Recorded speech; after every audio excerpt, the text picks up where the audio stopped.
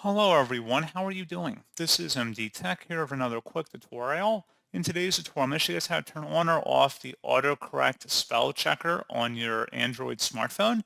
So whether it's a Samsung Galaxy or a Google Pixel or another Android-based phone, in today's tutorial I have you covered. And without further ado, let's go ahead and jump right into it. So all you have to do is swipe up on your home screen and select the Settings gear button. And now you want to scroll down and select the System tile. And then underneath System, select Keyboard. And then underneath Tools, select Spell Checker. And then where it says Spell Checker, use Spell Checker. If it's toggled to the right, it means it's turned on. If you click inside the oval one time, it'll disable it and it'll be grayed out like you see on my screen. So you could just toggle back and forth just by clicking inside the oval, and that's all you have to do. So pretty straightforward process, guys, on that. And as always, thank you for watching. I do hope that I was able to help you out, and I do look forward to catching you all in the next tutorial. Goodbye.